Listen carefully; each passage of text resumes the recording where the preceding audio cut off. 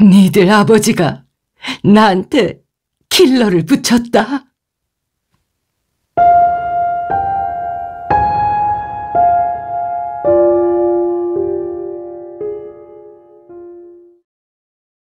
파스칼 디에트리슈 장편 소설 마피아가 여자들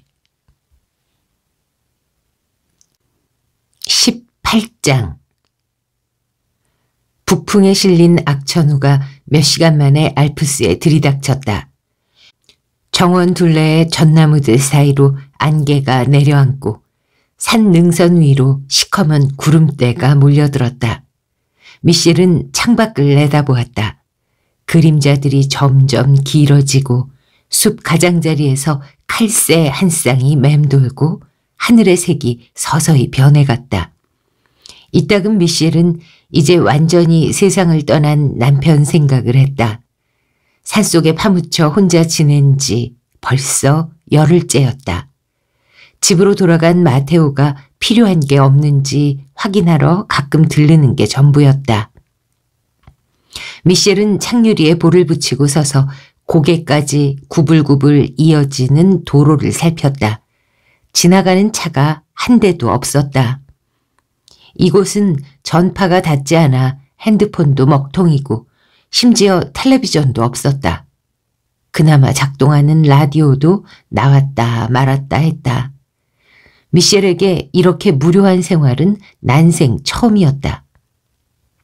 그녀는 시간을 보내려 무던히 애썼다. 오전에는 정원의 나지막한 담장에 통조림 깡통들을 얹어놓고 사격 연습을 했다. 덕분에 실력도 제법 좋아져서 이제 30m 거리의 사람을 맞힐 수도 있을 것 같았다. 자신감이 생긴 미셸은 설사 킬러가 여기까지 찾아온다 해도 헤쳐나갈 수 있을 것 같다는 환상을 품기도 했다. 하지만 그녀는 킬러를 눈앞에서 마주할 일이 없고 죽음은 마치 벌레에 물리듯이 미처 자각할 틈도 없이 순식간에 닥칠이란 걸 잘 알고 있었다. 그건 전문 킬러의 손에 죽는 경우의 장점이었다. 오후가 되면 벽난로 근처 안락의자에 앉아 뜨개질을 했다. 예전에 마들렌은 자기 집에서 뜨개질 모임을 열어 조직의 여자들을 모두 초대했다. 여자들은 부지런히 뜨개 바늘을 놀리면서 이런저런 소식을 주고받았다. 어떤 분쟁이 있는지, 현재의 갈등 상황은 어떤지, 앞으로 어떻게 조정할 수 있을지, 때로는 누가 다치고 누가 죽었는지를 얘기했다. 몇 시간 후에는 각자 집으로 돌아가 속살거리며 남편을 구슬렀다. 보스들은 여자들의 그런 모임을 두려워했다. 그래도 너무 무료하면 마테오가 주고 간 버섯 하나를 씹었다. 환각 효과는 놀라웠고 그 덕에 그나마 시간이 흘러갔다. 오늘 아침에도 식사 때 하나를 씹었는데 환각이 계속됐다. 이제는 효과가 거의 사라졌으리라 생각하던 무렵 갑자기 현실이 왜곡되면서 아주 아름다운 나비가 날아다니고 나무가 가지를 마구 흔들며 쑥쑥 자라나고 색채가 강렬해졌다. 미셸은 착잡한 심정으로 차 한 대 지나가지 않는 길을 멍하니 바라보면서 이곳에 얼마나 더 갇혀 지내야 할까 생각했다. 사람들을 만나고 영화관에 가고 미용실에도 가고 싶었다. 그때였다. 사륜 구동차 한 대가 나타나더니 현관 바로 앞까지 와서 멈췄다. 그녀는 재빨리 권총을 꺼내들고 창가에 무릎을 꿇은 채 자세를 낮췄다. 그리고 안전장치를 제거하고 숨죽여 밖을 살피는데 딸 디나가 가죽 점퍼를 입은 키 큰 남자와 함께 차에서 내렸다. 미셸은 가슴을 쓸어내리며 총을 다시 집어넣고 달려가 문을 열었다. 나왔어요, 엄마. 디나가 말했다. 머리를 그렇게 자르니까 못 알아볼 뻔했네. 그래도 얼굴이 아주 좋아 보여요. 소개할게요. 마르키스예요. 안녕하세요, 부인. 뵙게 돼서 기쁩니다. 미셸은 마르키스와 악수를 하면서 이 멀끔하게 잘생긴 청년은 누굴지 궁금했다. 디나가 한 번도 얘기한 적 없는 사람이었다. 딸이 낯선 사람을 데려왔다는 사실이 조금 마음에 걸렸다. 남자를 유심히 쳐다보던 미셸은 그가 드라마 24의 주인공 잭 바우어와 너무 닮아서 놀랐다. 버섯의 효과 때문에 머릿속 생각들이 이상하게 얽히는 것 같았다. 미셸은 아무렇지 않은 척하며 딸과 다시 만난 기쁨을 만끽하기 위해 백포도주를 꺼내왔다. 그런데 이 낯선 사람 앞에서 어떤 말은 해도 되고 또 어떤 말은 하면 안 될지 알 수 없어 당황스러웠다. 찾아주는 사람이 있으니 좋구나. 미셸은 괜한 말을 하지 않으려 애쓰며 입을 열었다. 여기 있으려니 지루해서 죽을 것 같아. 산책 좀 하지 그래요. 이 지역 자연이 정말 좋은데. 나무들을 보고 있으면 우울해져. 더구나 요즘은 사냥철이잖니. 오발탄이라도 맞을까봐 늘 두렵던데. 천식은 좀 어때요? 디나가 무언의 메시지를 전하려는 듯 어머니의 눈을 빤히 바라보며 물었다. 그제야 미셸은 딸이 남자친구에게 킬러 얘기를 하지 않았다는 걸 알아차렸다. 남자는 주변을 살피는 듯 하면서도 긴장한 내색 없이 포도주를 조금씩 마시고 있었다. 그리고 턱이 온전한지 살피기라도 하듯 이따금 손가락으로 턱을 문질렀다. 미국 대통령을 구하는 생각이라도 남모르게 하고 있는 걸까? 좋아졌어. 미셸이 대답했다. 네 아버지 장례식에 참석할 수 있으면 좋겠구나. 장례식은 언제니? 금요일이요. 준비는 다 됐어요. 알레시아가 신부님께 알렸고 성가대 아이들도 올 거예요. 아버지가 원하던 대로 할아버지 할머니 옆에 안장할 거고요. 마르키스가 땅콩을 집어먹는 동안 디나는 어머니에게 아버지의 장례식과 그 후에 이어질 추모 행사에 대해 상세히 얘기했다. 생로랑 강변로의 피자집에서 만찬이 준비돼 있었다. 테이블을 커다랗게 U자형으로 배치하고 오케스트라도 부를 예정이었다. 잔을 비운 뒤 디나는 어머니에게 은밀히 신호를 보내 부엌으로 불렀다. 저 사람 누구야? 부엌으로 들어서자마자 미셸이 문을 닫고 물었다. 애인? 언제부터? 한 번도 얘기한 적 없잖아. 나도 사생활이 있어요. 이번엔 마티웨한테 하듯이 그러면 안 돼요. 어떤 사람인지 잘 모르잖아. 네가 낯선 사람을 이 일에 끌어들이는 것 같아서 깨름칙하구나. 괜찮아요. 저 사람 차로 온 덕분에 아무도 못 따라왔잖아요. 그리고 내일은 내가 알아서 할게요. 받으세요. 여기 엄마 여권 가져왔어요. 미셸이 얼굴을 찌푸리며 여권을 펼쳤다. 리디 로비네. 미셸이 여권에 쓰인 새 이름을 나지막히 발음해 보았다. 꼭 치즈가게 주인 이름 같구나. 어차피 지금부터 대스타가 되실 것도 아니잖아요. 이 여권으로 비행기를 타고 어느 나라든 가실 수 있어요. 이제 아빠도 돌아가셨으니 지체 없이 움직여야 해요. 알레시아 말로는 레모의 아들이 킬러래요. 레모의 아들 코시모가? 미셸이 놀란 표정으로 되물었다. 그녀의 기억 속에 코시모는 멜빵 바지를 입은 코흘리게 꼬마일 뿐이었다. 네, 그러니까 빨리 떠나는 게 좋아요. 미셸은 요양원에서 레모와 함께 춤추던 때를 떠올렸다. 레모는 분명 자기 아들이 킬러라는 사실을 이미 알고 있었을 것이다. 마피아란 조금 전까지 다정하게 품에 안았던 사람의 머리에도 얼마든지 총알을 박아 넣을 수 있는 자들이다. 임무를 수행하는 동안 감정은 철저히 차단했다. 레모의 아들이 자신을 쫓고 있다는 생각을 하자 미셸은 등골이 오싹해졌고 갑자기 현기증이 밀려왔다. 귀에서 윙윙거리는 소리가 들리고 앞쪽 부엌 조리대에 놓인 토스터가 마치 젖은 몸을 터는 짐승처럼 흔들려 보이기 시작했다.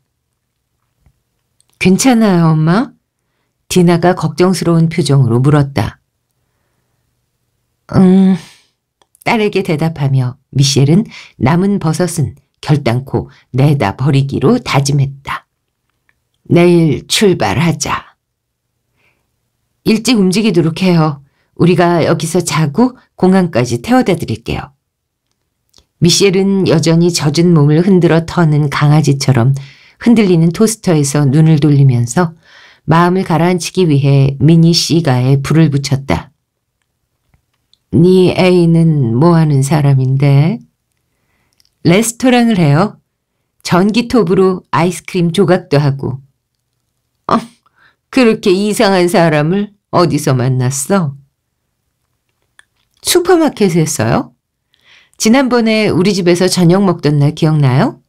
그날 메뉴로 닭고기를 추천해 준 사람이 바로 마르키스예요.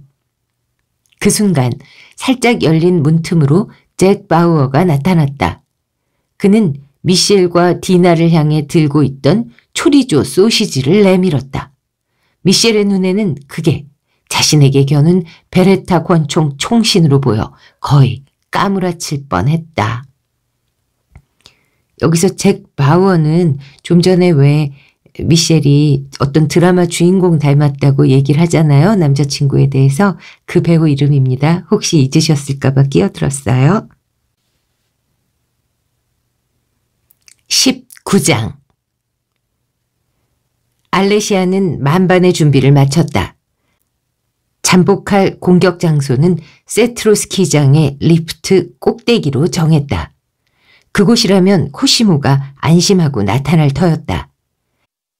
알레시아가 최상급자용 슬로프 정상에서 코시모와 만나고 부하들은 높은 암벽 뒤에 숨어 있기로 했다.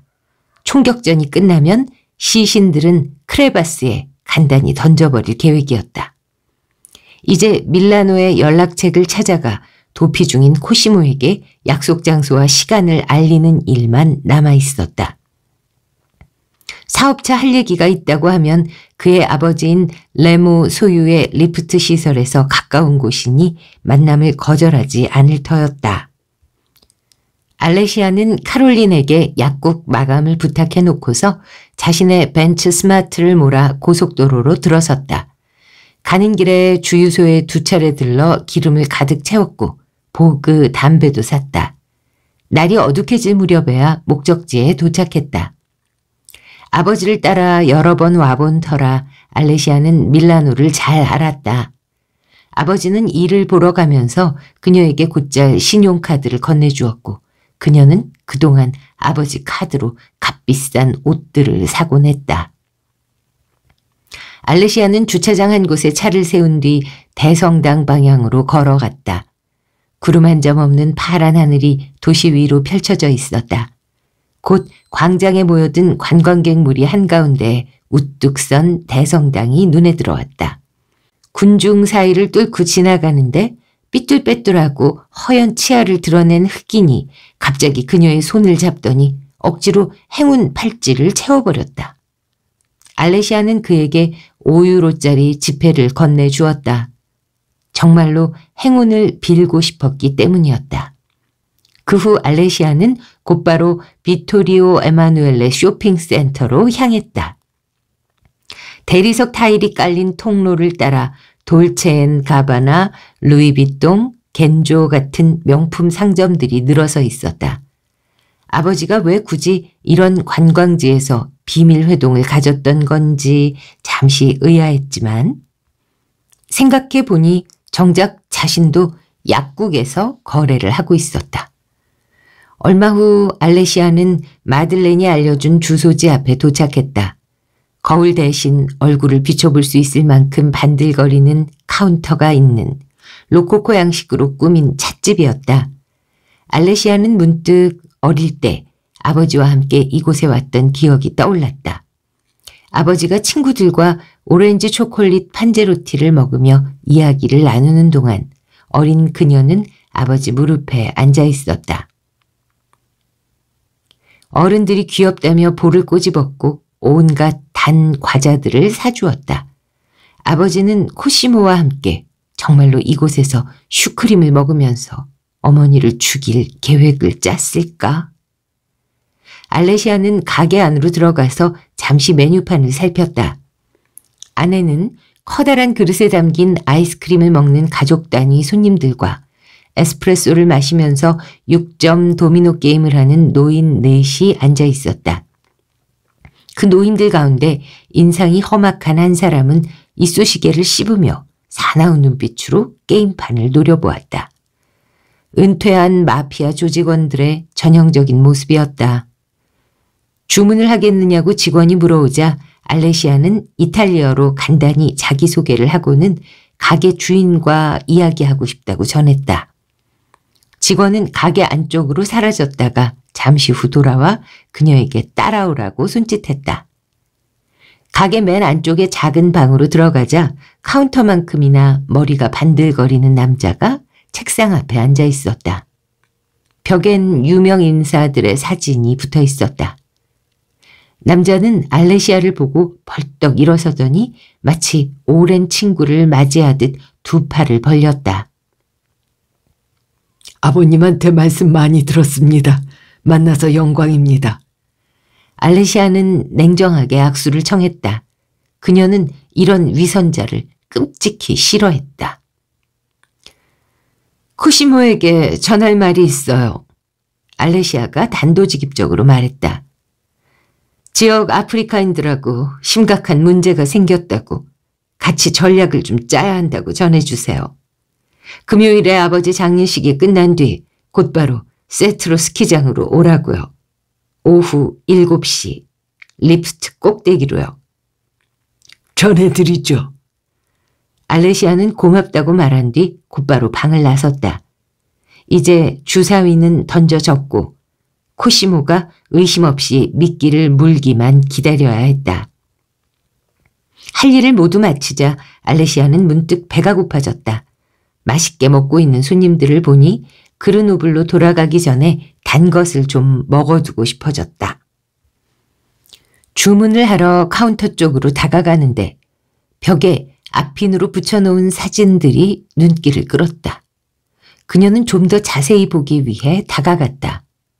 그중 하나는 파티쉐 복장의 남자들이 허연 오토바이 앞에 서 있는 사진이었고 또 다른 사진에는 좀 전에 사진에 있는 남자들 중 하나가 팔을 쭉 뻗어 트로피를 들어올린 모습이 담겨 있었다. 그리고 그 안에는 이런 문구가 적혀 있었다. 디저트 아이스크림 유럽 대회 우승자.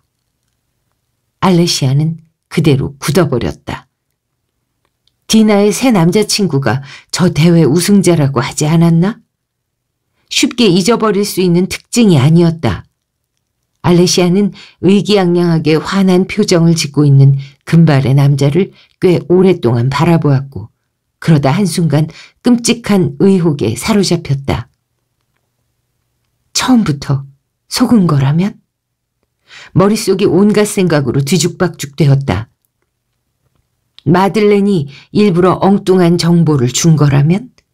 람프레디 가문의 해묵은 원한을 품은 마들렌이 자신의 복수를 위해 코시모가 킬러라면서 그녀 자신을 이용한 거라면?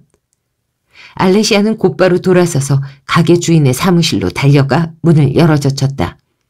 남자는 안락의자에 나른하게 앉아 귀를 긁으며 잡지를 읽고 있었다. 알레시아는 그가 미처 대응할 틈도 없이 전화 수화기를 들어 그의 머리통을 갈겼다. 밖에 붙은 사진 속 남자 누구야? 그녀가 고함을 쳤다. 무슨? 가게 주인은 눈썹이 피에 젖은 채 눈이 휘둥그레져서 알레시아를 쳐다보았다. 디저트 아이스크림 대회 우승자라는 놈 말이야. 그게 누구냐고? 내 아들. 하얗게 질린 가게 주인이 더듬더듬 대답했다. 아들이라고? 저런 취미 말고 무슨 일을 하지? 특별히 하는 일은 없습니다. 여기서 가게 일을 도와줘요. 말썽 부린 적 없는 착한 아이고요. 두고 보면 알게 되겠지. 당장 이리로 불러. 물어볼 말이 있으니까. 지금은 안 돼요. 여행 중이라. 여행 중이라고?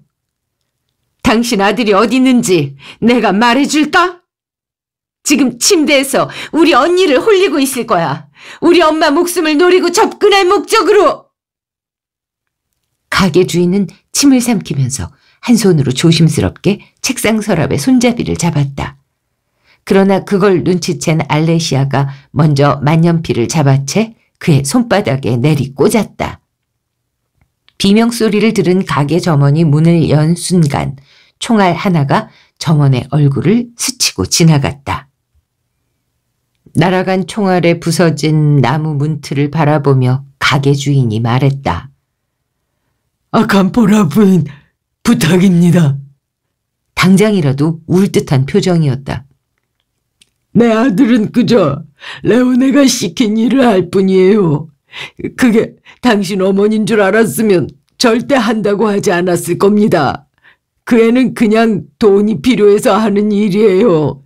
자기 레스토랑을 열려고. 그 애의 관심은 레스토랑 뿐이니까요.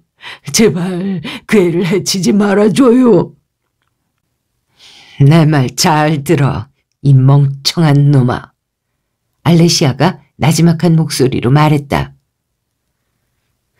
코시모한테 아까 내가 말한 대로 그대로 전해. 그리고 네 아들이 인생 최악의 멍청한 짓을 저지르기 전에 내가 먼저 도착해 막을 수 있게 해달라고 기도나 해. 안 그랬다간 너도 죽은 목숨이야. 알레시아는 피범벅이 된 만년필을 뽑아 다시 연필꽂이에 넣은 뒤 분노에 휩싸인 채 가게를 나섰다. 거리로 나온 알레시아는 여전히 밀집해 있는 사람들 틈을 헤치며 급하게 나아갔다. 그녀에게 떠밀린 관광객들이 온갖 언어로 욕설을 내뱉었다. 청부살인 계약 실행이 막 시작된 시점에 슈퍼마켓에서 접근해온 남자였다는 말을 듣고도 어째서 의심조차 못했을까? 디나는 이미 그 남자와 함께 어머니를 만나러 갔는데 어쩌면 지금쯤 다 같이 잔을 부딪히고 있을지도 모른다. 알레시아는 두방망이질하는 가슴을 가라앉히려 했으며 디나에게 전화를 걸었다. 하지만 음성 사서함 안내 멘트만 나왔다. 산속이라 전화가 터지지 않는다는 사실이 떠올랐다. 엄청난 불안이 엄습했다. 알레시아는 인도 위를 달리기 시작했고 차들로 꽉 막힌 대로를 가로질러 지하 주차장으로 향하는 계단을 달려 내려갔다. 알레시아는 운전석에 앉아 CD 플레이어를 켰다.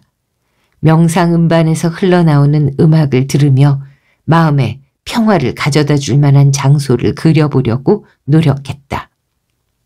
그녀는 브루타뉴 해변을 떠올리며 속력을 높였다. 고속도로에 들어설 즈음 갈매기들을 향해 기관총을 난사하는 몽상에 젖었다. 20장. 그날 밤 세 사람은 늦게까지 카드를 쳤고 마르피스가 생프리웨의 식품점에 가서 추가로 사온 포도주까지 술을 여러 병 마셨다. 마르피스는 두 여자의 술잔이 비지 않도록 계속 따라주었고 미셸은 그가 점점 마음에 들었다. 유머 감각이 넘치는 친절한 청년 같았고 딸하고도 아주 잘 어울렸다. 아칸포라 사람들을 상종 못할 부류로 여기던 그 빌어먹을 마튜에처럼 피곤한 스타일도 아니었다. 세상엔 매일 사무실에 출근하고 전과가 없다는 이유만으로 자기가 남보다 우월하다고 믿는 사람들이 제법 많았다. 미셸은 뿌띠 부르주아적인 그런 수능주의가 정말 싫었다. 마르퀴스는 복잡하게 따지지 않으면서 함께 시간을 즐겁게 보낼 수 있는 사람이었다. 말하자면 자신들과 같은 부류의 인간이랄까? 세 사람 모두 술을 꽤 많이 마신 탓에 자리에 눕자마자 깊은 잠에 빠졌다. 따뜻한 털이불을 덮고 누운 미셸은 두서없는 어수선한 꿈에 빠져들었다. 처음에는 레오네와 스키를 타는 꿈이었다. 두 사람은 이내 눈에 덮여 사라지는 S자 라인을 그리며 슬로프를 미끄러져 내려갔다. 그러다 갑자기 정신이 아찔해질 만큼 허공 높이 매달린 리프트 위에 레오네와 나란히 앉아 있었다. 레오네는 담배를 입에 물고 허세를 부리며 경치가 아름답다고 감탄했다. 리프트가 움직이는 소리 외에는 사방이 쥐죽은 듯 고요했다. 미셸은 불현듯 뭔가 잘못되고 있다는 예감에 휩싸였다. 바로 그때 그녀의 스키 한쪽이 부츠에서 분리되어 눈가로 휘날리는 허공으로 그대로 떨어졌다. 그 순간 갑자기 나타난 베르나르가 스노우모빌을 몰며 떨어진 스키를 주우러 달려왔다. 미셸이 여전히 리프트 위에서 땅 위에 베르나르를 향해 두 팔을 휘젓자 레오네가 그녀의 턱을 잡으며 말했다. 난 다 알고 있어. 나쁜 년. 미셸은 온몸에 힘이 쭉 빠졌다. 살아남기 위해 스키폴을 남편의 가슴에 꽂으려 했지만 손에는 폴 대신 지난밤 마르퀴스가 들고 있던 초리조 소시지만 쥐어져 있었다. 언젠가 차 안에서 그녀의 따귀를 세게 갈기던 때처럼 레오네는 분노에 휩싸인 눈빛을 하고 있었다. 이제 저 손에 죽겠구나 싶었는데 레오네가 총을 꺼내는 대신 내롱산 너머로 기우는 장밋빛 태양을 가리켰다. 미셸은 난폭한 듯 하면서도 낭만적인 면이 공존하는 이런 레오네의 면모를 좋아했었다. 너무 깊이 잠든 탓에 미셸은 방문이 열리는 소리를 듣지 못했다. 마르퀴스가 살금살금 다가오는 기척도 알아채지 못했다. 그가 클로로포름을 적신 손수건으로 입을 틀어막는 동안에도 그녀는 별다른 반응을 하지 못했다. 그 이후에는 모든 일이 순식간에 벌어졌다. 마르퀴스는 미셸을 들어올려 삐걱거리는 소리가 나지 않도록 조심조심 계단을 내려와 어두운 거실을 가로질렀다. 현관문을 열자 얼음처럼 차가운 바람이 미셸의 맨 다리를 스쳤다. 은색 달빛 아래 일정하지 않은 형체들이 어두운 정원에 희미하게 모습을 드러냈다. 마르퀴스는 숲으로 이어진 오솔길을 저벅저벅 걸어갔다. 이따금 불어오는 바람이 근엄하게 버티고 서 있는 산을 흔들었다. 100여 미터 간 뒤에 마르퀴스는 강 쪽으로 방향을 틀었다. 정신이 혼미한 상태로 마르퀴스의 품에 안긴 미셸은 마치 아주 먼 곳에서 그의 심장박동 소리가 들리는 것 같았다. 잠시 후 나무들이 빽빽해지면서 그림자들이 이리저리 겹쳐들었고 올빼미의 차가운 울음소리가 울려 퍼졌다. 곧이어 소용돌이치며 흐르는 강물 소리가 밤의 고요 속에 증폭되어 훨씬 크게 들려왔다. 강가에 도착한 마르퀴스는 미셸을 땅에 눕혀놓고서 무릎을 꿇고 앉았다. 그리고 몸을 숙여 미셸의 귓가에 속삭였다. 아칸포라 부인, 남편분이 이 말을 꼭 전해드리라고 했습니다. 부인을 사랑하신다고, 기다리신다고요. 너무 원망하지 말아달라고도 하셨습니다. 오래 걸리지 않을 겁니다. 그러고서 마르퀴스는 미셸을 부드럽게 물속으로 밀어 넣었다. 21장 디나는 잠결에 마르퀴스가 옆에 없다는 걸 알아차렸다. 빈자리를 더듬어 보니 시트가 차가웠다. 디나는 잠에서 천천히 깨어났다. 마르퀴스를 만난 지 얼마 되지 않았지만 그녀는 이미 완전히 마음을 빼앗긴 상태였다. 디나는 이불을 코까지 끌어당기면서 전날 마르퀴스가 한 제안을 떠올려 보았다. 그는 자기가 새 레스토랑을 열면 와서 일하지 않겠느냐고 물었다. 손님들의 음식값을 계산하고 서빙 직원들을 부리고 식자재상들에게 음식 재료를 주문하는 일을 하면서 행복할 수 있을까? 다들 요식업만큼 힘든 일은 없다고들 하지만 어쩌면 긴급 구호단에 있을 때보다 자신이 더 쓸모있는 인간으로 느껴질지도 모른다는 생각이 들었다. 평범한 사람들이 점심시간에 쉬면서 좋은 음식을 먹을 수 있게 돕는 일이 내막을 알 수 없는 입찰 공고를 두고 사업을 따내기 위해 에너지를 쏟는 것보다 빈곤 시장을 차지하겠다고 싸우는 것보다 더 나은 일인지도 모른다. 그녀는 주말이면 마르퀴스를 따라 파티시에이자 조각가들의 경연대회에 가는 상상도 했다. 다른 참가자들의 아내들과 함께 귀빈석에 앉아 남편들이 경쟁하며 만드는 디저트에 대해 수다를 떨 것이다. 그렇다. 그녀에게 꼭 맞는 사람을 드디어 만난 것이리라. 디나는 잠이 조금 덜 깬 상태로 마르퀴스가 돌아오길 기다리며 어서 그의 품에 안기고 싶었다. 15분이 지나도 마르퀴스가 돌아오지 않자 디나는 셔츠를 걸치고 어둑한 복도로 나갔다. 마룻바닥이 내뿜는 차가운 습기 때문에 발가락이 얼어붙는 것 같았다. 불이 전부 꺼져 있어서 스위치를 찾느라 벽을 더듬어야 했다. 마침내 스위치를 찾아 버튼을 누르자 희미한 불빛이 거실을 밝혔다. 그러다 현관문이 제대로 잠겨있지 않은 게 그녀의 눈에 들어왔다. 설마 마르퀴스가 한밤중에 산책을 나간 걸까? 당황한 디나가 문 밖을 살피면서 마르퀴스를 불러봤지만 대답은 없었다. 정원에는 아무것도 없었고 그저 매서운 한기만 몰아쳤다. 그녀는 다시 문을 닫고 들어와 어깨 위에 담요를 둘렀다. 거실 벽난로에는 꺼지기 직전에 벌건 인걸불이 남아있었다. 디나는 추위에 떨면서 창가로 다가갔다. 별이 가득한 하늘에 초승달이 떠 있었다. 잠시 멍하니 하늘을 바라보는 동안 마음 한구석에서 막연한 불안이 피어올랐다. 그때였다.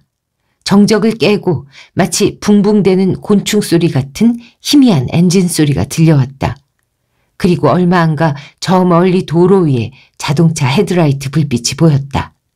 알레시아의 스마트였다. 알레시아가 왜 이 시간에 여기까지 온 걸까? 잠시 후 알레시아는 문 앞에 차를 세우자마자 소총을 손에 든 채 차에서 뛰어내려 곧바로 거실로 들이닥쳤다. 그 남자 어딨어? 뭐?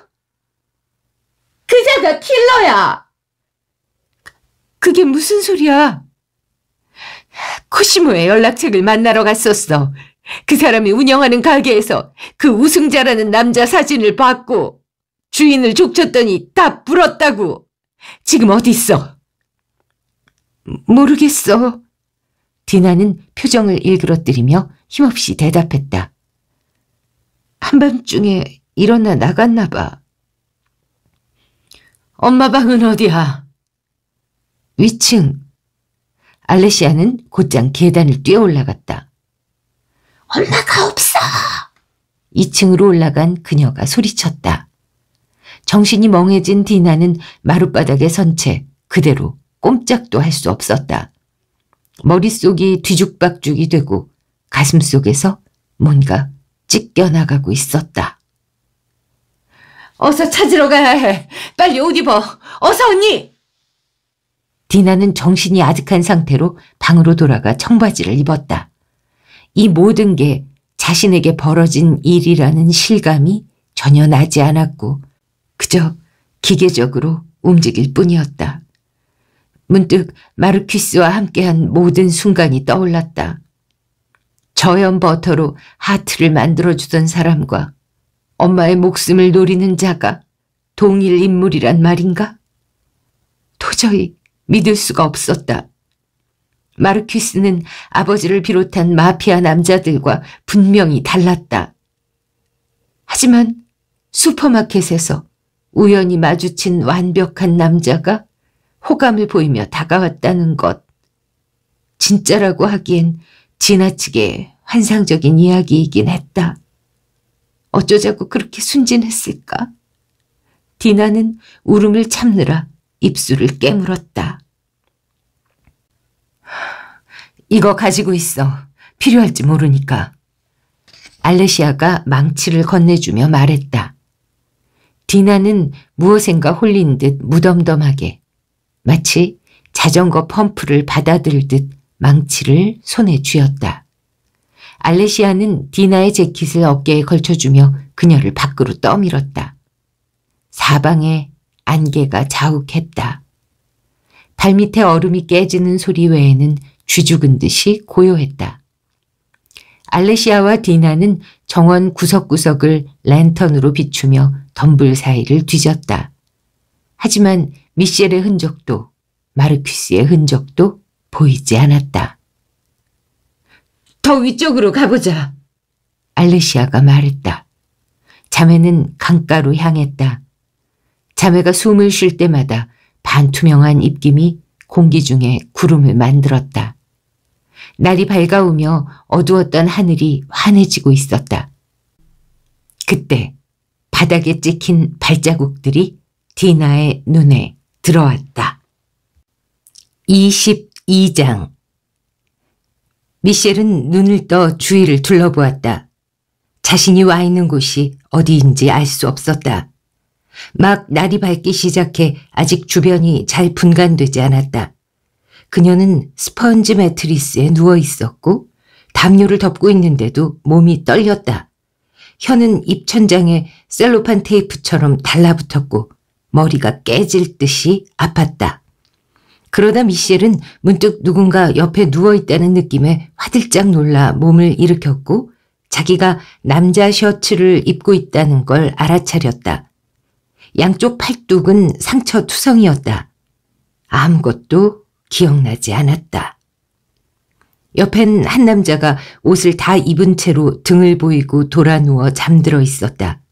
미셸은 미간을 찌푸리며 머릿속에서 뒤죽박죽된 기억을 맞춰보려 애썼다.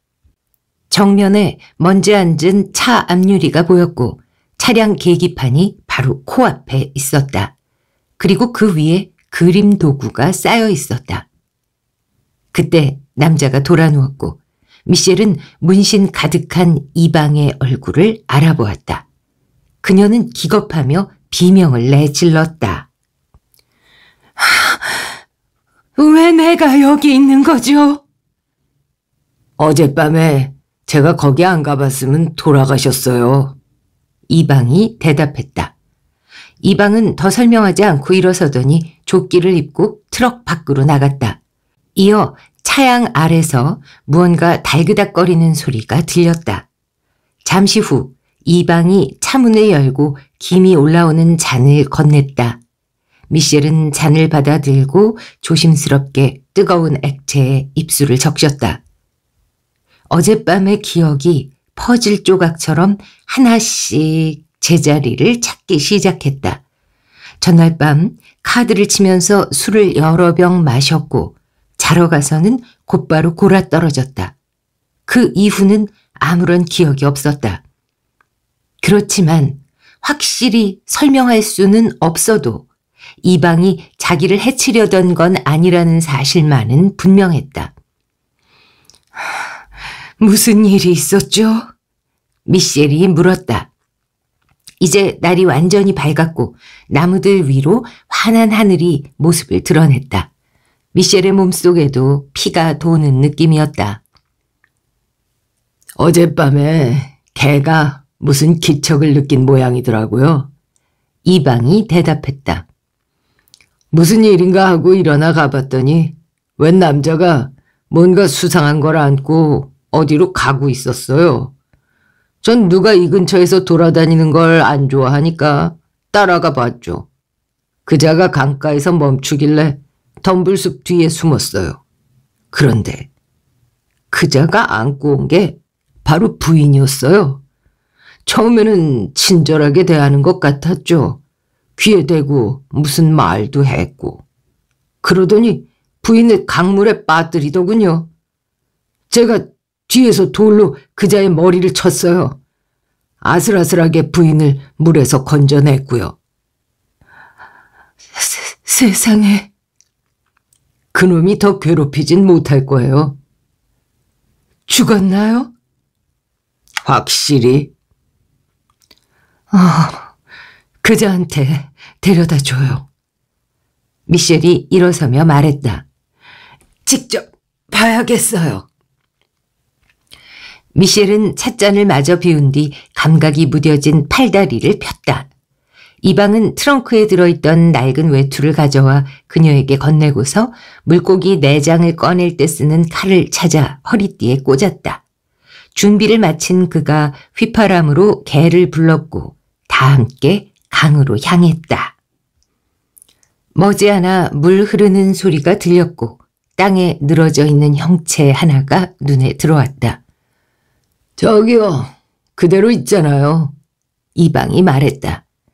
골짜기에 새 지저귀는 소리가 가득했다. 이방과 미셸은 시신에서 몇 미터 떨어진 곳에 가만히 서 있었다. 시신은 얼굴이 피범벅이 된 채 머리통은 코코넛 쪼개지듯 벌어져 있었고 눈은 눈구멍 안쪽으로 뒤집힌 상태였다. 아는 사람이에요? 이방이 물었다.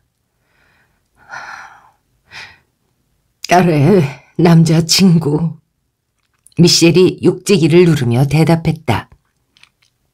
미셸은 너무도 반듯해 보이던 저 청년이 청부 살인업자일 거라고는 정말 단 한순간도 생각하지 못했다.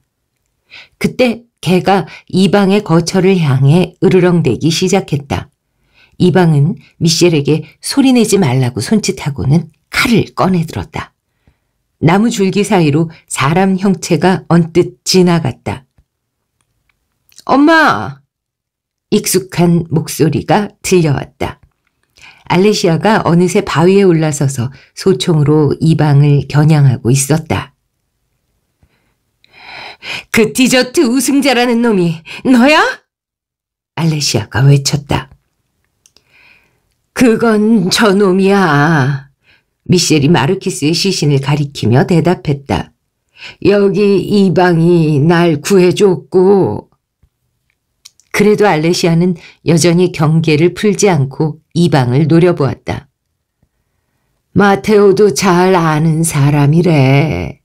미셸이 말을 이었다. 마테오가?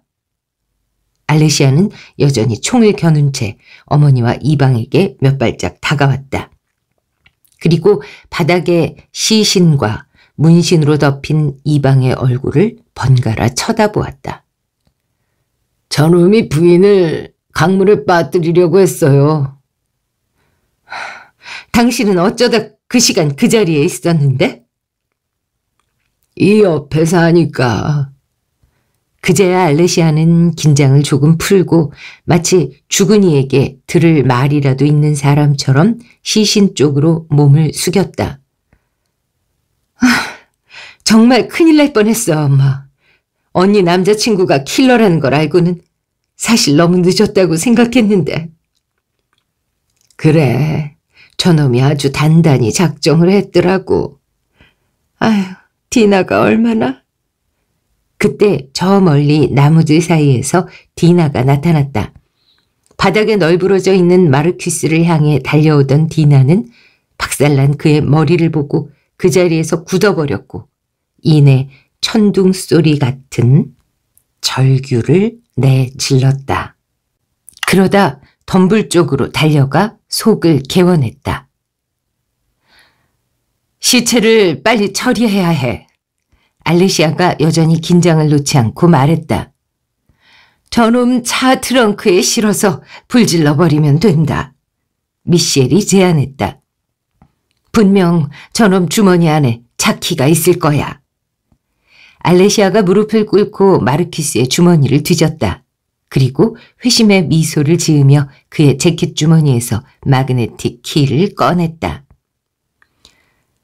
이제 시체를 옮기기만 하면 되는데. 괜찮다면 제가 도와드릴 수 있어요. 자동차가 고장나서 길가에 서 있는 사람에게 도움의 손길을 내밀듯 이방이 아무렇지도 않다는 듯 말했다. 그래주면 너무 고맙죠. 자, 바로 시작하죠. 다리를 잡아줘요. 엄마랑 내가 팔을 잡을 테니까 셋에 들어 올리는 거예요. 준비 됐죠? 알레시아가 하나, 둘, 셋을 셌다. 세 사람이 감자포대를 나르듯이 신의 연인을 들어 올리는 장면을 지켜보며 디나는 정신을 놓을 지경이었다. 시체를 차까지 옮기는 동안 알레시아는 곁눈질로 이방을 관찰했다. 인디언 같은 얼굴에 누가 봐도 막 정신병원에서 나온 사람 같았고 누구라도 쉽게 싸움을 걸지는 못할 외모였다. 게다가 이를 가리지도 않을 것 같았다. 원래의 목적을 달성하려면 알레시아에겐 사람이 더 필요했다.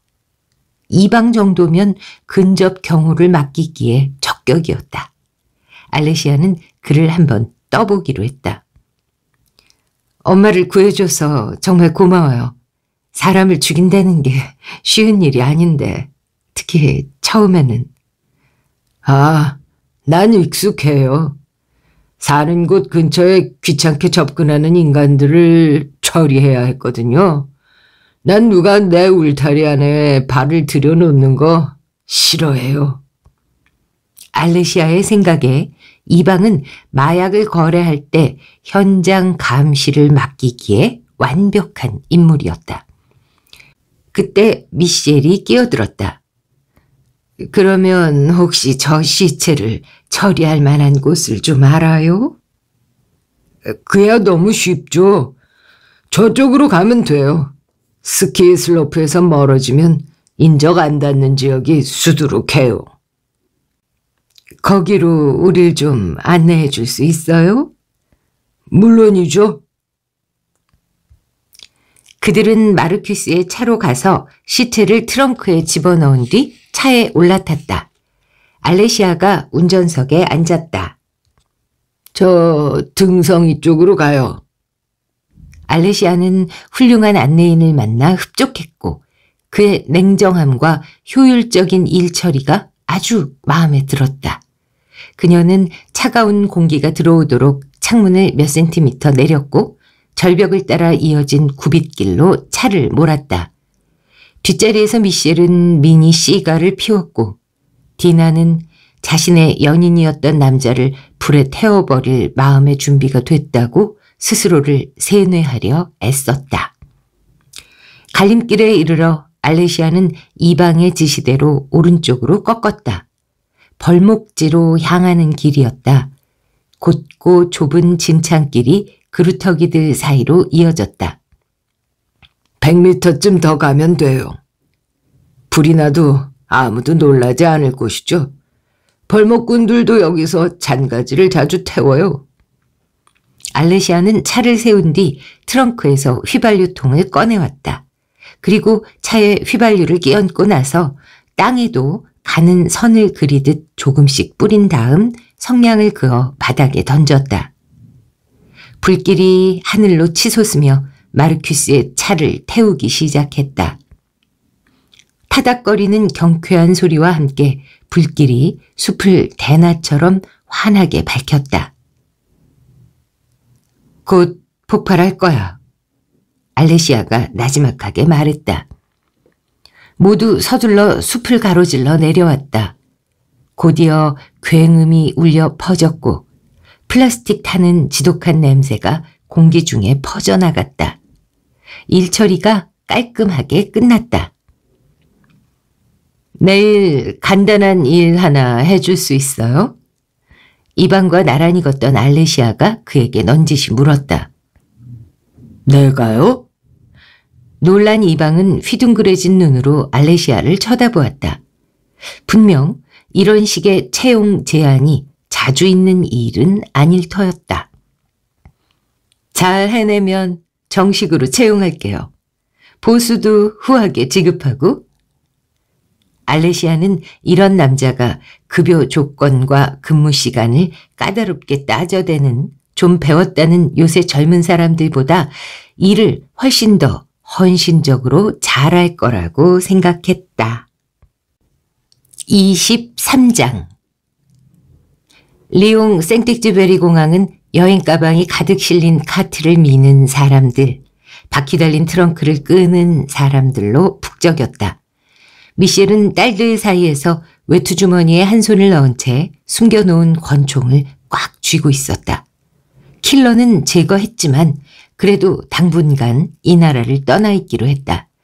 알레시아의 말대로 그르노블에 곧 피바람이 불 테니 멀리 피해 있는 게 안전했다. 준비는 알레시아가 모두 해두었다. 미셸은 남아메리카로 가서 아캄포라 집안의 친구 집에 머물기로 했다. 마음고생이 심했으니 휴양을 다녀오면 한결 기분 전환이 될 것이다. 공항 스피커에서는 바르셀로나행 항공기 탑승 시작을 알리는 안내방송이 나오고 있었다. 미셸은 두 딸과 함께 기념품 가게, 간이식당, 신문 판매점 앞을 지나 에어프랑스 카운터로 향했다. 아르헨티나행 제일 빠른 비행기가 몇 시에 있죠? 알레시아가 물었다.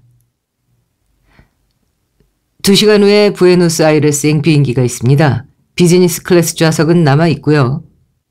미셸은 가짜 신분증을 제시하고 카드로 결제했고 이내 직원이 티켓을 건네주었다.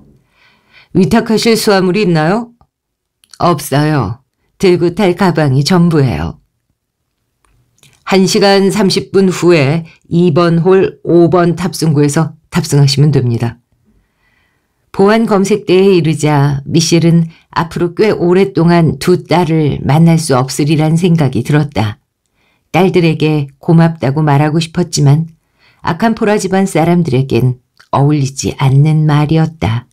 대신 그녀는 알레시아에게 손수건에 싼 권총을 슬쩍 건네주었다. 앞으로 보름 동안은 우리한테 전화하지 마요. 알레시아가 말했다. 그 뒤에도 공중전화나 선불폰을 써야 하고요. 이쪽 상황이 진정되면 연락드릴게요, 엄마. 조심해요, 엄마. 디나가 말했다. 세 모녀는 서로 포옹하며 작별 인사를 나누었고 미셸은 X선 검색대로 향했다. 짐가방 여러 개가 검색대 아래를 줄지어 지나가고 있었다. 뒤돌아보니 두 딸은 이미 보이지 않았다. 미셸은 보안 검사를 마치고 탑승장 내에 바로 들어가서 활주로가 보이는 카운터 자리에 앉았다. 보잉기 한 대가 이륙 준비를 하고 있었다.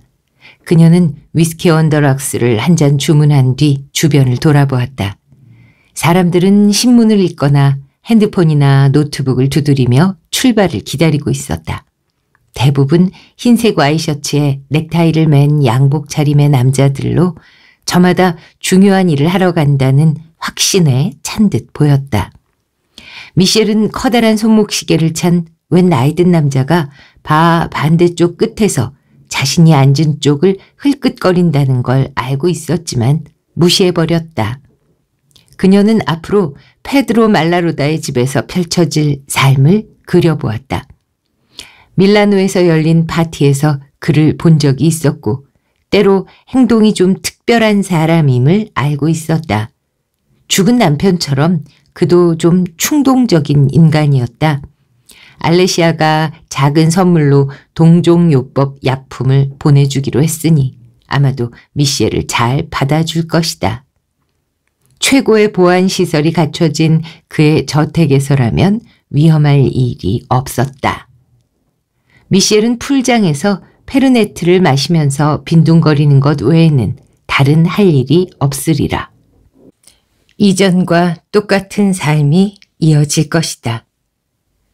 미셸은 베르나르 역시 무사히 위기를 모면했기를 기원했다. 위스키를 한 잔 더 마시자 살짝 취기가 도는 바람에 부에노스아이레스행 탑승 안내방송을 놓칠 뻔했다. 비행기가 잿빛 하늘로 날아올랐다. 고도가 높아질수록 먼 곳의 들판과 산들까지 시야에 들어왔다. 저 아래 내롱산과 벨돈산이 보이는 것 같았다. 비행기가 천장처럼 하늘을 덮고 있던 구름을 뚫고 올라가자 내려다 보이던 험준한 지형이 모습을 감추었다. 미셸은 선글라스를 벗고 목을 뒤로 기댔다. 미셸은 눈을 감고서 외국에 나간 레오네를 만나기 위해 혼자 비행기를 타던 오래전 한때를 떠올렸다. 도착하면 늘 운전기사가 공항으로 마중을 나와서 알아들을 수 없는 언어로 떠들어대면서 호텔로 데려다 주었다. 호텔 방 안에는 늘 샴페인 한 병과 자신이 몇 시쯤 돌아온다거나 어느 레스토랑으로 나오라는 레오네의 메시지가 놓여 있었다. 미셸은 지난 날을 떠올리며 한숨을 내쉬었다. 지금까지 수많은 일이 있었지만 어쨌든 그간 레오네와 함께했던 삶은 더없이 멋졌다. 24장 알레시아는 성당 안 맨 앞줄에 아이들과 티에리, 디나, 마들렌 가운데 앉았다. 마피아 조직원 모두가 참석했고 친척들과 지역 명사들도 왔다. 베르나르만 연락이 닿지 않았다. 알레시아가 몇 번 전화를 걸고 집으로도 찾아가 보았지만 끝내 만나지 못했다. 알레시아는 그가 주검이 되어 어느 우물 속에 처박힌 채 썩어 들어가고 있는 건 아닐까 걱정스러웠다.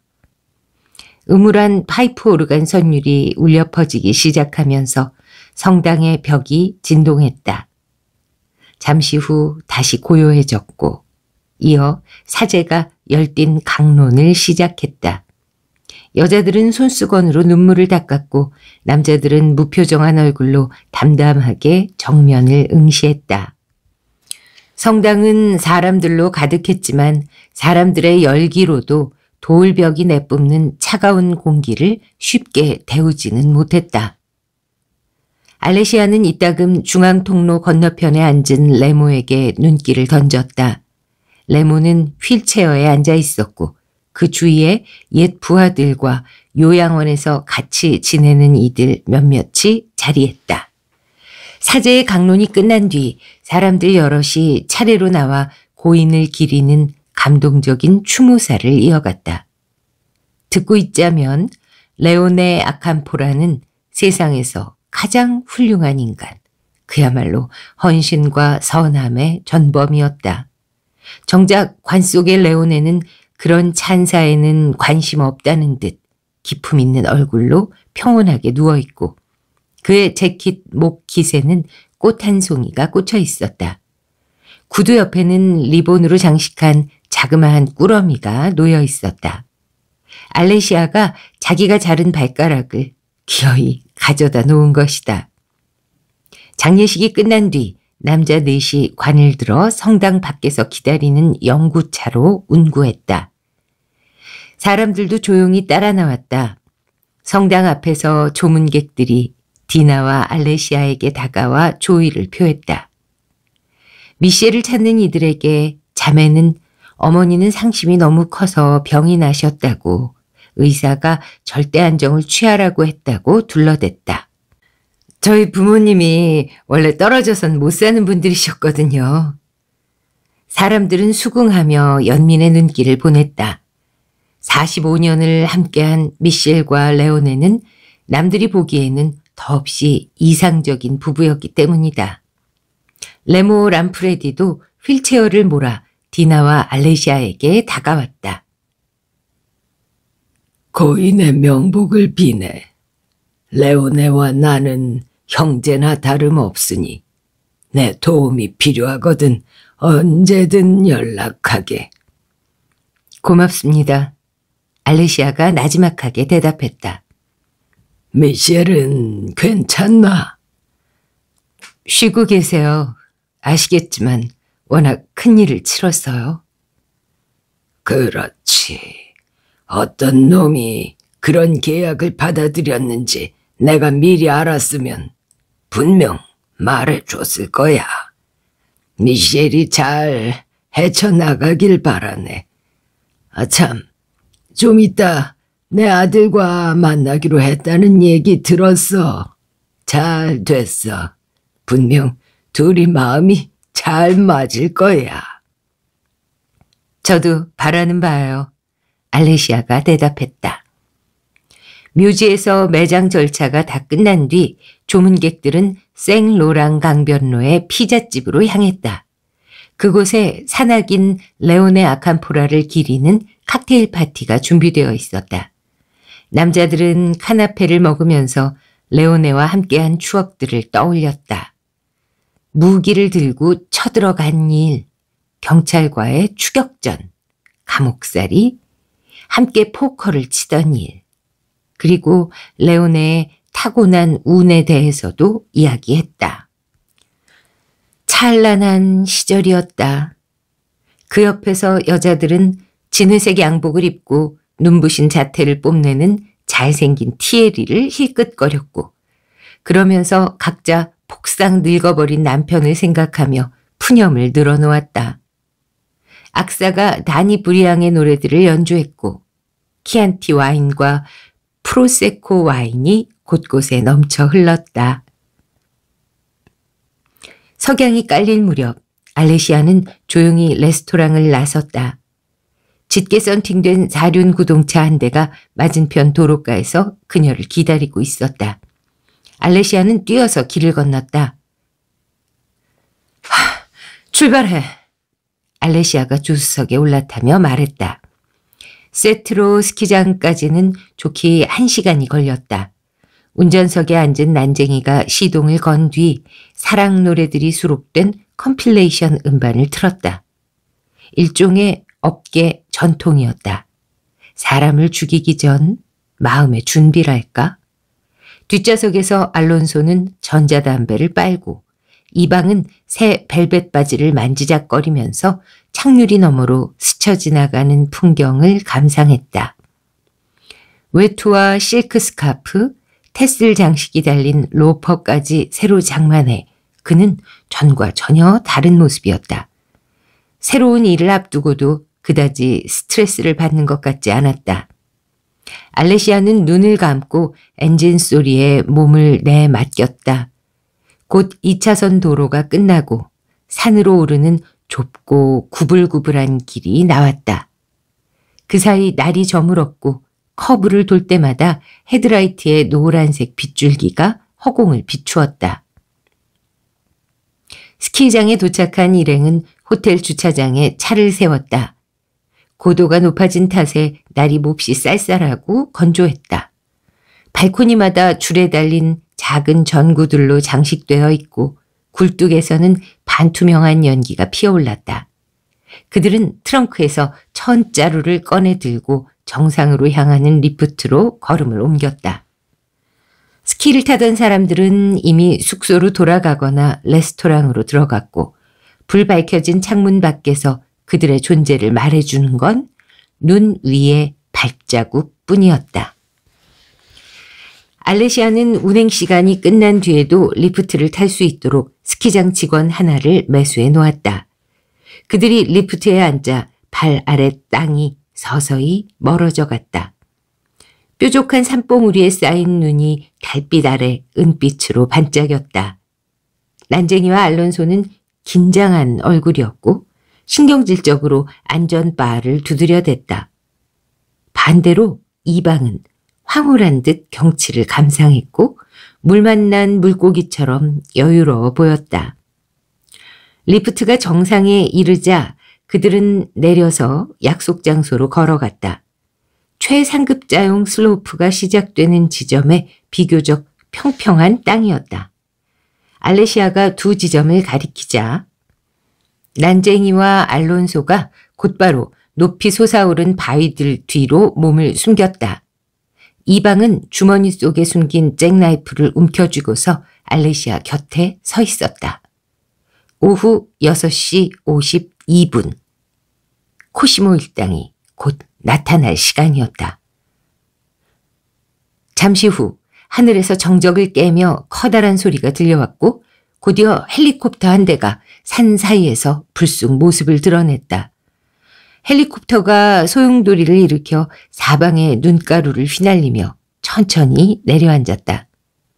프로펠러가 완전히 멈추자 문이 옆으로 밀리면서 작지만 다부지고 목이 굵은 갈색머리 남자 둘이 나타났고 그 뒤로 30대로 보이는 호리호리한 남자가 보였다. 코시모는 아버지 레모의 판박이었다. 두툼한 패딩 점퍼를 입고 털모자를 쓴 그는 땅에 내려서더니 주변을 둘러보며 숨을 깊이 들이마셨다. 코시모! 어서 와! 알레시아가 소리쳤다. 아, 알레시아! 코시모가 미소를 지으며 대답했다. 아버지 일은 정말 유감이야. 장례식에 가봤어야 하는데 미안하네. 그들은 서로 가볍게 끌어안고 어깨를 두드리며 인사했다. 복귀 준비는 잘 돼가고? 알레시아가 물었다. 물론이지. 아버지가 그르노블에서 멀지 않은 곳에 쓸만한 은신처를 구해줬지. 그저께 그리로 옮겼어. 일단 거기 머물면서 서류들부터 살펴볼 생각이야. 이 지역은 잠재력이 커. 앞으로 하나씩 설명해 줄게.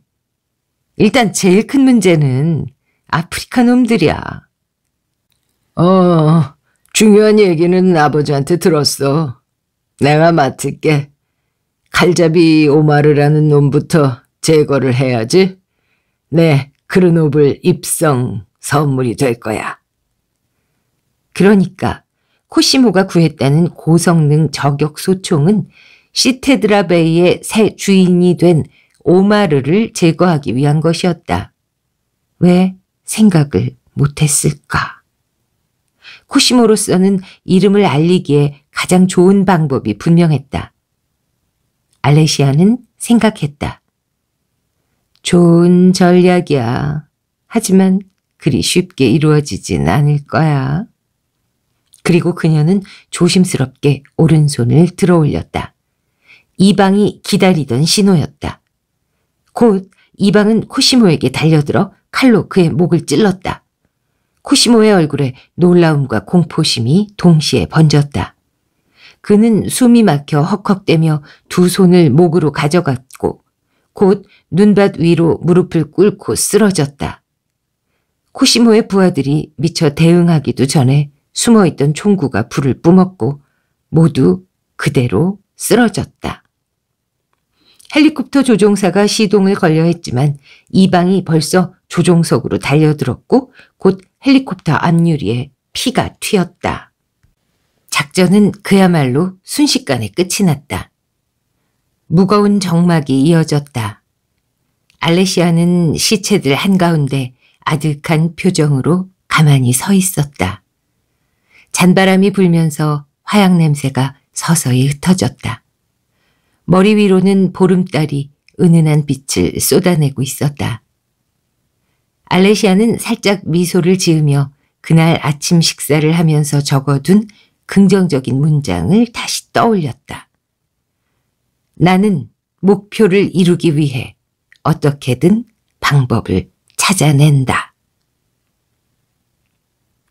25장 알레시아는 생브리노 구역에 있는 증기탕으로 여자들을 불러 모았다. 덥고 습하고 밀폐된 조용한 공간에서는 염탐을 하거나 방해받을 위험이 없었다. 그 자리에 모인 여자들 중 거물 헤로인 거래상의 아내 다닐라, 거대 도박장 운영자의 아내 베라, 부동산 개발업자들과 거래에 능한 미망인 마엘 등이 있었다.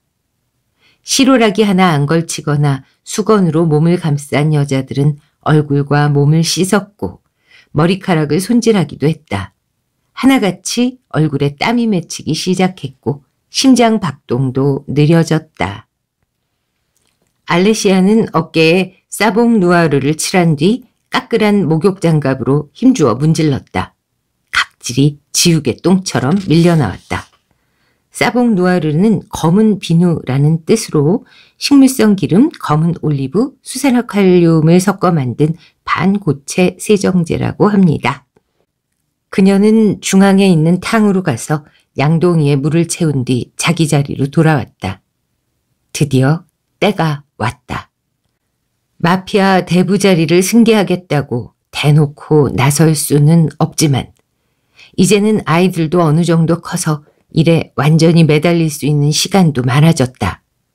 만일 지금 모인 여자들만 설득할 수 있다면 정상에 오르기까지 절반은 이른 셈이었다. 여기선 아무도 마르퀴스의 존재를 몰랐다. 알레시아는 마들렌이 처음 예상했던 대로 코시모가 어머니를 죽이려 했고 그래서 그를 제거할 수밖에 없었다고 말하기로 했다. 개인적인 야심을 채우기 위해 지나친 폭력을 휘둘렀다는 비난은 무슨 일이 있어도 피해야 했다. 남자들은 그런 일을 저질러도 용서받을 수 있지만 여자들의 경우는 그렇지 않았다. 앞으로의 일에 대해 얘기해보죠. 알레시아가 가는 물줄기를 가슴팍에 뿌리면서 말을 꺼냈다. 여자들은 들고 있던 목욕장갑, 손톱줄, 머리빗을 내려놓았다. 제 아버지 레오네 아캄포라는 돌아가셨어요. 아시다시피 코시모 람프레디가 그 자리를 이어받기로 돼 있었고요. 그런데 그놈이 저희 어머니를 죽이려 했어요. 레모도 알고 있었고요. 형제나 다름없는 같은 조직원의 아내를 거리낌 없이 죽이려 한 거죠. 여자들이 놀라며 분노했다. 마피아의 세계에서 침묵의 계율을 어겼을 경우 같은 조직원이더라도 당연히 제거 대상이 되었지만 개인적인 문제를 해결하기 위한 살인은 예전처럼 받아들여지지 않았다. 마피아도 현대화되고 있었다. 내가 그럴 줄 알았어. 마들렌이 혐오스럽다는 표정으로 소리쳤다. 그놈이 내 조카한테 어떤 짓을 했는지 다들 기억하지요? 안심하세요. 어머니는 무사히 탈출하셨어요. 알레시아가 말을 이었다. 그러니까 코시모는 레모 람프레디의 자리를 이어받을 수 없어요. 이제는 승계 방법을 바꿀 때예요. 가족의 가치마저도 존중하지 않는 람프레디 패밀리로부터 권력을 되찾아와야 해요. 여자들 대부분 알레시아를 지지했다. 물론 레모와 너무 가깝지 않은 조직원의 아내들만 불러놓기도 했다. 알레시아로서는 무엇보다 든든한 기반을 다지는 일이 중요했다. 레모 패거리는 그동안 비열한 짓을 숱하게 저질렀어요. 드니즈가 말했다. 람프레디 패밀리의 손에 아들 하나를 잃은 여자였다. 그 아들이 손을 씻었다는 이유 때문이었다.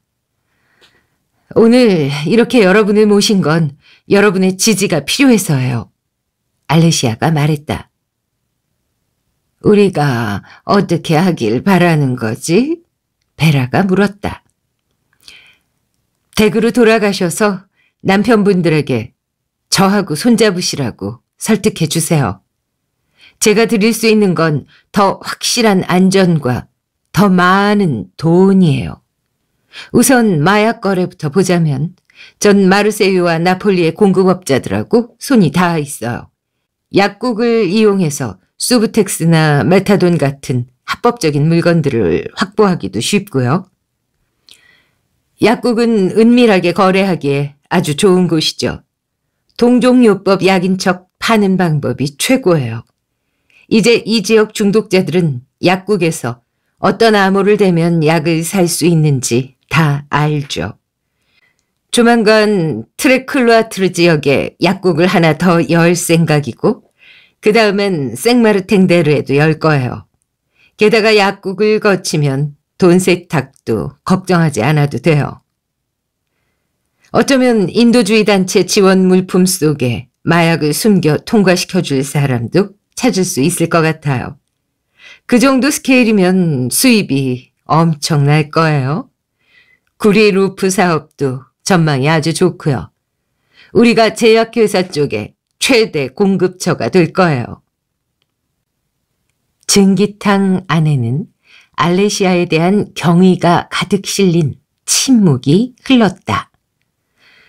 아시다시피 전 규칙을 존중하는 사람이에요. 레모의 조카보다는 제가 이끄는 게 훨씬 나아요. 그들이 얼마나 비겁한 짓을 벌였는지 모두 아시잖아요? 경찰 방탄차에 공격을 해대다가 2사람이 죽었고 못해도 10명은 감옥에 갔죠. 머리가 텅텅 빈 멍청한 인간들이지. 전략 같은 건 쓸 줄도 모르고. 무엇보다 그 사람들은 세상이 변했다는 걸, 이젠 합법적인 경제에 투자해야 한다는 걸 이해하지 못해요. 그게 우리 남편이나 아들들이 철창에 갇히지 않고 돈을 벌 수 있는 유일한 방법인데 말이에요.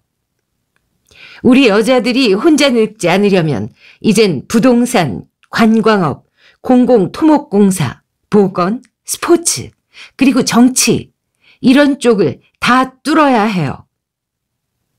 여자들이 진심에서 우러나오는 박수를 치며 동조했다. 몇 년 전부터 란프레디 패밀리의 사업 방식을 따르다가 집안의 남자들을 잃었다. 새로운 세대는 더는 그런 상황에 만족하지 않았다. 그들은 마피아도 다른 사람들처럼 가족끼리 바캉스를 떠나고 여가를 누리고 미래 계획을 세울 수 있기를 바랐다. 잘 살려면 돈이 필요해요. 알레시아가 청중들의 반응에 한껏 고무되어 계속 말을 이었다. 하지만 돈이 다는 아니죠. 우리 아이들을 길러낼 어린이집과 학교도 필요해요. 그래서 사립 어린이집 건립에 투자하자고 제안드리고 싶어요. 엄청난 수요가 있기도 하고요. 부모들은 자기 자식들을 위해서라면 얼마가 됐든 돈을 쓸 테니까요. 물론 우리 아이들이 우선적으로 들어갈 수 있도록 해야죠. 어린이집 다음에는 학교도 똑같이 만들 계획이에요. 로르, 아들이 아켄차라는 성을 가졌다는 이유로 사립학교 입학을 거부당했죠? 내가 구상적인 시스템이 마련되면 그런 일은 다시는 일어나지 않을 거예요. 우린 모든 아이를 차별 없이 받아들일 겁니다. 그렇게 우리가 믿는 가치를 아이들에게 전해줄 수 있죠. 이런 게 바로 계승 아니겠어요? 알레시아의 말에 지지의 물결이 쏟아졌다. 그중 몇몇은 일어서서 알레시아에게 다가와 그녀를 안아주기도 했다. 알레시아는 알 수 있었다. 이제 승리는 그의 손에 있었다. 네, 이렇게 25장까지가 본문의 끝이고요. 에필로그가 남아 있습니다. 디나는 슈퍼마켓에서 흘러나오는 음악에 귀 기울이지 않으려 애쓰면서 상품 진열대 사이로 카트를 밀고 나아갔다. 플라스틱 카트 손잡이를 꽉 잡은 2손이 축축했다. 통조림 코너에 이르러 그녀는 카술레 통조림들 앞에 굳어버린 듯 가만히 서 있었다. 몇 주 전 마르퀴스를 처음 만난 자리였다. 지난 몇 주가 까마득한 과거처럼 느껴졌다. 지금도 디나는 자기가 만나던 남자가 사람들이 나쁜 놈이라고 말하는 남자와 같은 인물이라는 게 믿어지지 않았다. 설사 마르퀴스가 목적을 가지고 접근했다 하더라도 그와의 관계가 송두리째 거짓은 아니었다고 확신했다. 디나는 길게 숨을 내쉬며 목에 걸린 소시지 목걸이를 만져보았다. 마르퀴스가 죽은 뒤로 늘 걸고 다녔다. 그냥 돈이 필요하다고 말했으면 아버지가 남겨준 시멘트 회사 주식을 다 줄 수도 있었을 텐데 어쩌다 이렇게 엉망진창이 되었을까. 디나는 아르헨티나로 떠난 어머니를 떠올렸다. 지금쯤 전직 축구 스타 페드로 말라로다의 보호를 받으며 자쿠지탕에 몸을 담그고 편안히 쉬고 있을 터였다. 이제 어머니는 걱정되지 않았다. 어머니는 분명 말라로다를 잘 다룰 테고 말라로다 역시 필요한 시간 동안 어머니를 잘 보호해 줄 것이다. 하지만 알레시아는 이야기가 달랐다. 지금 그녀가 계획 중인 이 일을 끝까지 밀어붙여도 될지 망설이게 만드는 유일한 존재가 바로 알레시아였다. 그때 라이더 재킷 차림의 턱수염이 무성한 남자가 다가왔다. 디나는 이곳에서 만나기로 약속한 남자리라 짐작했다. 가술래를 좋아하시나요? 남자가 물었다. 서로를 확인하기 위해 미리 전화로 약속한 암호였다. 남자를 바라보면서 디나는 마르퀴스와 처음 만난 상황으로 되돌아간 기분이 들었다. 다만 지금 눈앞의 남자는 늙고 못생겼다는 게 달랐다. 디나는 곧바로 대답하지 않았다. 최대한 자연스럽게 카트를 밀며 나아갔고 남자는 진열대 사이로 그녀를 따라오면서 들고 있던 바구니에 아티초크 통조림 하나와 토마토 소스를 집어넣었다. 그러다 디나는 걸음을 멈추고 옥수수 통조림을 살폈다. 일주일 사이에 그녀는 아버지와 직업과 연인을 잃었다. 자신의 삶에 새로운 의미 부여가 필요했다. 삶의 논리를 바로잡고 정당성을 찾아야 했다. 자기 목소리를 내는 건 모든 것을 바꾸고 고리를 끊는 방법이었다. 말하기로 결심하는 순간 가족과의 인연은 영원히 끊어질 터였다. 더는 아캄포라라는 이름으로 불릴 수도 없을 것이다. 다른 이름, 단어가 지닌 의미 그대로 깨끗한 이름을 얻게 될 테고 그 새 이름을 가지고 다른 삶을 시작하게 될 것이다. 하지만 그 새로운 삶이 어떤 삶일지는 알 수 없었다. 그녀는 밤새도록 여러 가지 가능성에 대해 생각해 보았다. 어느 섬에 가서 샌드위치 가게를 열 수도 있고 댄스 수업을 들을 수도 환경보호단체에 들어가서 활동할 수도 난초를 심거나 프루스트의 책을 읽을 수도 있었다. 또 바닷속에서 잠수 연습을 하거나 등산을 할 수도 있고 브리노나 장이브 같은 나쁜 놈들을 전부 고발해버릴 수도 있었다. 이제 더는 아침에 알람을 맞추지 않아도 되고 쓰레기 같은 상사의 명령을 따르지 않아도 되고 그 밖에 무엇이든 내키는 대로 할 수 있었다. 모두 아버지가 남겨준 시멘트 회사의 수입 덕분에 가능한 일이었다. 고마워요, 아빠. 한편으로 디나는 마피아를 고발하는 사람에게 어떤 일이 기다리는지도 너무 잘 알고 있었다. 삶이 엉망이 되고 목숨을 걸지 않고선 집 밖에 나갈 수도 없다. 그래도 그녀는 결심을 했다. 긴급 구호단 건의함에 익명 편지를 넣으면서 스스로 해낼 수 있다는 자신감도 얻었다. 멀리 떠나버리면 어쩌면 모두에게서 잊힐지 모른다는 기대도 있었다. 어쨌든 지금으로선 더 이상 아무것도 중요하지 않았다.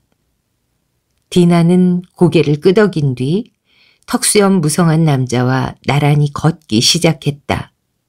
그리고 함께 냉장식품 코너로 가서 닭고기 진열대 앞에 멈춰 섰다.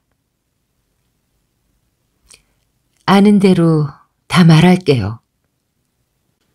털이 다 뽑힌 하얀 생닭을 응시하며 디나가 나지막히 말했다. 일기장에 제가 어릴 때 저희 집에 왔던 사람들, 아버지와 함께 일했고 또 제 동생 알레시아와 함께 일하는 사람들 이름이 다 적혀 있어요. 대신 저에게 새 신분증을 만들어주고 증인보호 프로그램을 가동해 주세요. 그리고 우리 알레시아가 감옥에 가더라도 편히 지낼 수 있어야 하고요. 조카들이 적어도 일주일에 한 번은 면회할 수 있게 해주세요. 알레시아의 죄는 그저 부모님의 가르침을 그대로 받아들인 것뿐이에요. 자기 방식으로는 아주 올바른 사람이죠. 그렇게 하겠습니다. 형사가 대답했다. 내일 판사를 찾아가면 전부 서면으로 약속해 줄 겁니다. 희망하시는 대로 정착할 곳이 정해질 때까지는 곧바로 안전가옥으로 거처를 옮기시고요.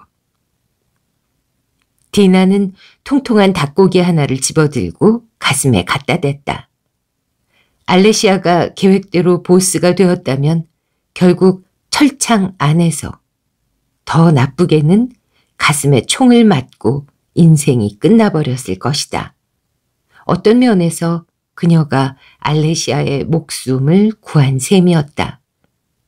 디나는 희미한 미소를 지으며 그날 아침 종이에 써서 주머니에 넣어두었던 문장을 떠올렸다. 매일매일이 새로운 출발이다.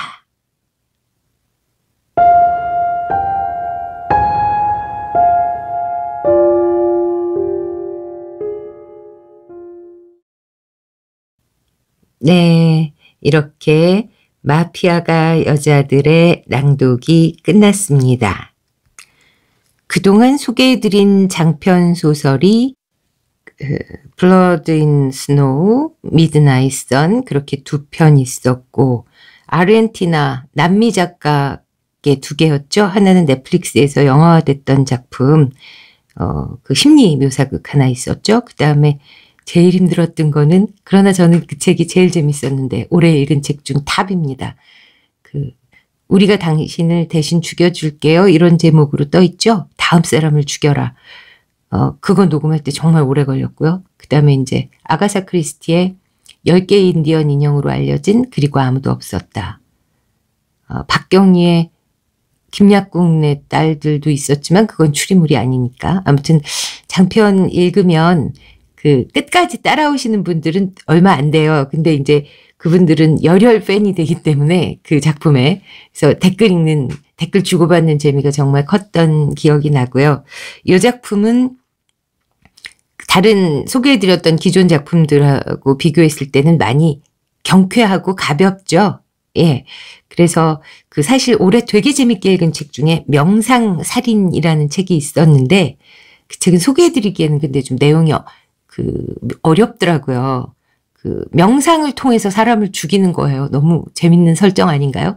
근데 여기 나오는 알레시아가 주머니에 쪽지 넣어놓고 자기 마음 수련하는 거, 이제 그게 그 작품하고 좀 맥이 다 있고, 그 다음에 이제 창문 너머 도망친 백세 노인 일에 이런 류의 경쾌한, 끔찍한 일을 경쾌하게 다루는 책들이 많이 쏟아져 나왔잖아요.